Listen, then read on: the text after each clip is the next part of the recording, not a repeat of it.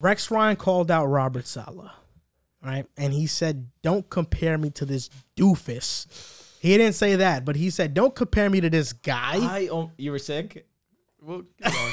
Rex Ryan was like, "This guy has had one of the worst defenses. He's only had 1 year at where he's coached a top defense." He said, "Don't compare me to this joke. Don't compare me to this guy. This guy hasn't accomplished half of the things I've accomplished, let alone." So when I heard these comparisons, it made me sick to my stomach. So Rex Ryan was annoyed by the Robert Saleh comparisons, and Robert Saleh just came out in the press. Somebody asked him about it. He said, "Listen, Rex, he talks a lot of shit."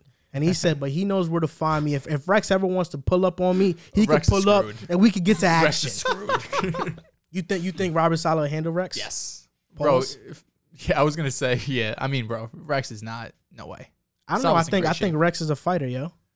Look at Saleh, though, bro. And Saleh's in shape. You see him going up and down the bleachers. Rex goes up and down the bleachers one time. Might be he's huffing. Yeah, it might be over. Now you're true. Maybe Rex is a wrestler, though. You never know. Okay. Again, a UFC ring. Wrestle Maybe with it's a foot or something. I don't know. But yeah, Rex Ryan called out Robert Saleh. Robert Saleh responded. What are your thoughts on this? What are your thoughts on this little beef that's going on between the current Jets head coach and former Jets head coach? I love Rex, man. He's the one coach that brings back happy memories of a Jets, real quick, 2009, 2010 seasons. Is he your greatest coach ever? No. Probably not. I'm going to say no. Yeah, I think Herm, yeah. I would take Rex. I would say Rex got us to two AFC championships back to back. His first year, too. Yeah. But regardless, Rex gives me some of the only happy memories as a Jets fan. So he's always going to have a soft spot in my heart, and I'm always going to be rooting for him. Yeah. But it's just, he's comparing apples to oranges here. I mean, when Rex took over, he's coming from a competent organization. You had Mangini, you had Tannenbaum there. And this team with Brett Favre just going 9-7, we had a phenomenal, probably the best offensive line in the game with DeBrickashaw, Brandon Moore, Faneca. The list goes down the line. Great defense with Chris Jenkins, David Harris, Revis, Kerry Rhodes. Cromartie. So yeah, Cromartie was 2010, but still, Rex comes into the situation. The foundation's there, the culture's there. We were coming. Mangini is far superior, and then you talk about Adam Gase. And 8 years of incompetency from the general manager from Idzik and McCannon, where you look at these last 5-6 years of drafts and you're like, bro, other than Jamal Adams, Marcus May was nice. Like, you look at this up and down, you're like, what's going on with these past regimes? And Braden Mann.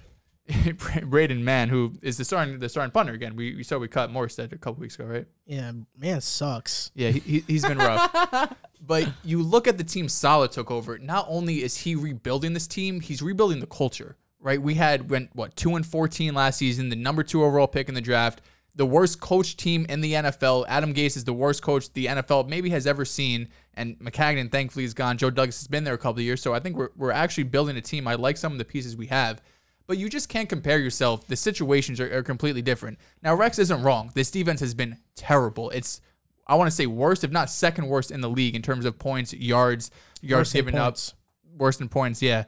So, I mean, Rex has a point where this team, it seems like they haven't been playing with a lot of heart. These last 4 games especially, we're giving up 30 points, 45. Worse than yards too. Yeah. We gave up the last 4 weeks, 54 points, 31, 45, and 45.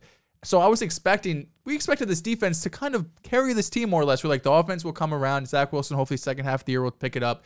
But this defense has been terrible.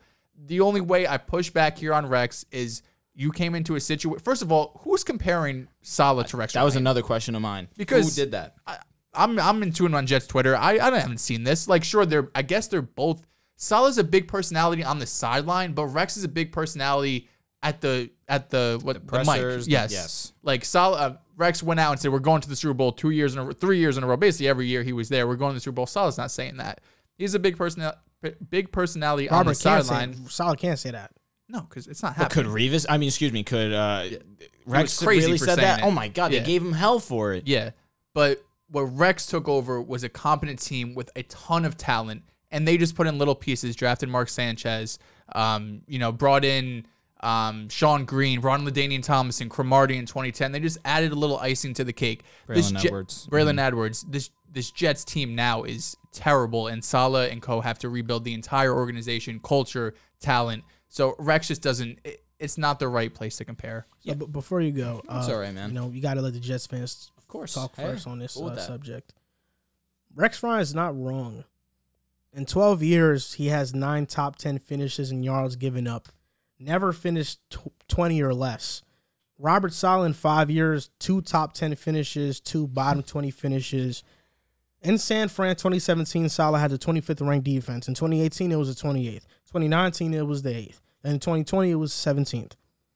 He's only had one really great year of coaching defensive football, as a defensive coordinator at least. But I try to find knocks on Rex Ryan's resume. I try to. You can't.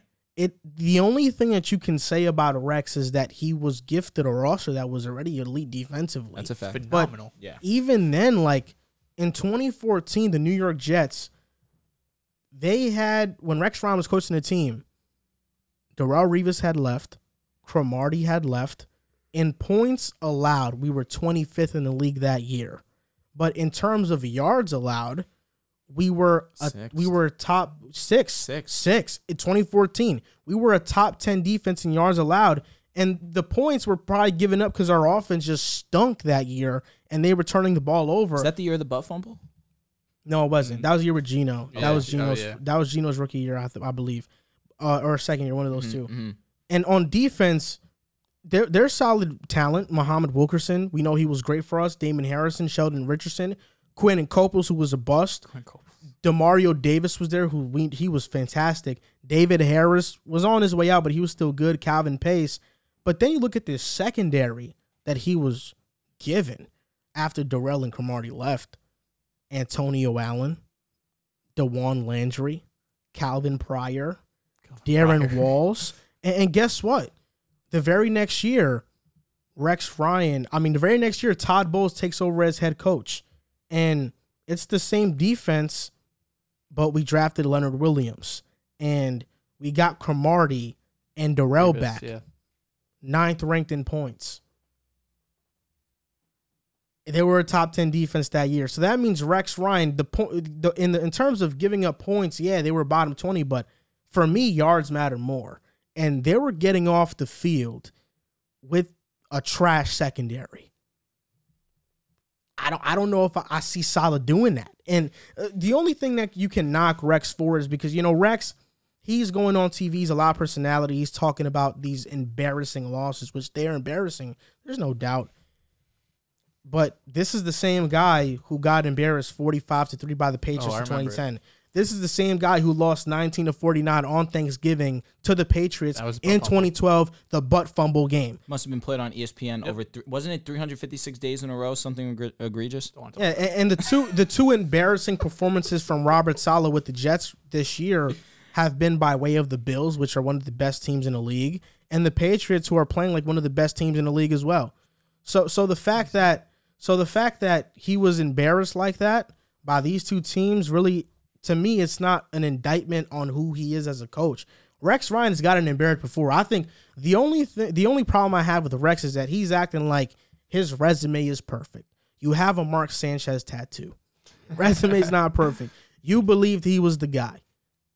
I will give him the benefit of the doubt that he won with Mark Sanchez being his quarterback. But I understand what you're saying. Obviously, he took the chance on him, and that might have not been the brightest move. I'm going to be honest. As much as we can try to praise Rex for that, Brian Schottenheimer was really good as an OC for us. Yeah, for sure. But I'll make it short and sweet because you guys really hit the nail on it, truthfully, on both sides. I think that obviously you shouldn't take the shot at Saleh. Obviously, he's gone into a terrible situation. He's trying to make the most of it. But at the same time, Rex Ryan clearly has the resume. First year comes in, first in points, first in total yards. Next season, third in yards, sixth in points. Next season, 5 in yards. Season after that, 8th in yards. He had a great span of years with this defense. Obviously, he's one of the more brilliant defensive minds in the game. But you're right, he had the talent to benefit him. But then, like you mentioned, obviously there was the years that he really didn't have the talent, and he still was effective. So I don't know why. Ultimately, do I think that he should have said this? Absolutely not. Because, one, no one's comparing you to Saleh off year one, especially when your year one, you were the first in points and first in yards, and you went to the AFC Championship game and lost to the Colts. More than respectable season. You overachieved without a doubt. So people will always give Rex his credit, but at the same time, he didn't just need to throw his name in the line of fire, and not in the line of fire, but in this situation to praise himself. Because if you're a Jets fan, you automatically know Rex is superior to Saleh, obviously. But what you're going based off one season of Saleh having one of the worst teams talent-wise in the league. Give him a break.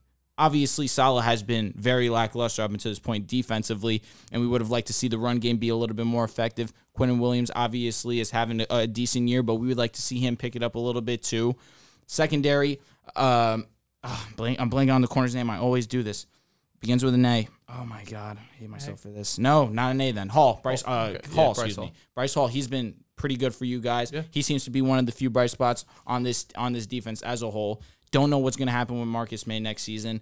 He's gone. It's just a lot of things that's going to happen to this defense next season that probably could benefit Saleh. Obviously, he hasn't been dealt the strongest of hands as of right now, but I think he can bounce back, and I think that he is a qualified coach for the job. Obviously, he brings a different energy that the Jets haven't been around in a few years, probably since Rex has been there. So maybe that could be the minor comparison, but it's night and day. Rex has success. Saleh has done nothing yet. I don't know why Rex said this, but at the same time, Rex is right to a degree. There's a difference in being an incompetent coach and just having a talentless roster.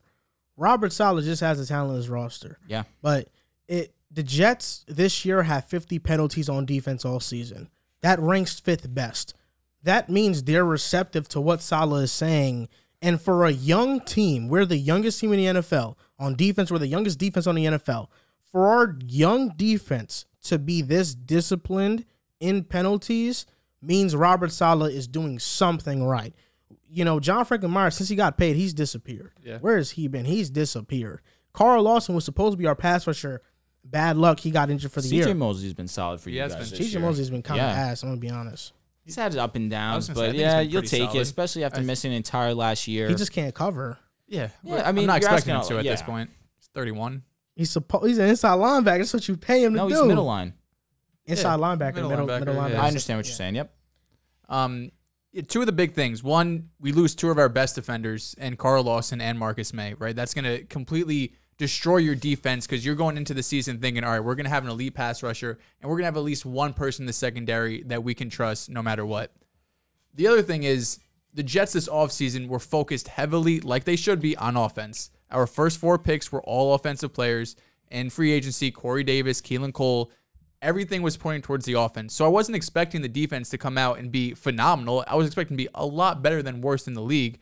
But the focus this offseason, this upcoming offseason, is going to be on the defensive side of the ball. Joe Douglas had this past season. He's like, you know what? We're going to get the quarterback. We have to get him an O-lineman, some weapons. We'll give him a year to develop. And then next season, maybe we should get another receiver, possibly go another O-lineman. But we have a ton of picks. We could finally address the defensive side of the ball. Saleh's also going to be in the house, in the locker room for a year. He's going to know what meshes and what doesn't. Let me go this year, get the help for Zach so we could have a quarterback, hopefully this time next year, that we know for sure is our franchise quarterback. So I think this time next year, if Saleh's defense is still like this, and it's the worst in the league, when he has a full offseason, really 2 offseasons to kind of put his finger on this roster and pick the defensive guys he wants. Obviously, Douglas is making the decisions, but Saleh's going to have a huge say. Then it's an issue.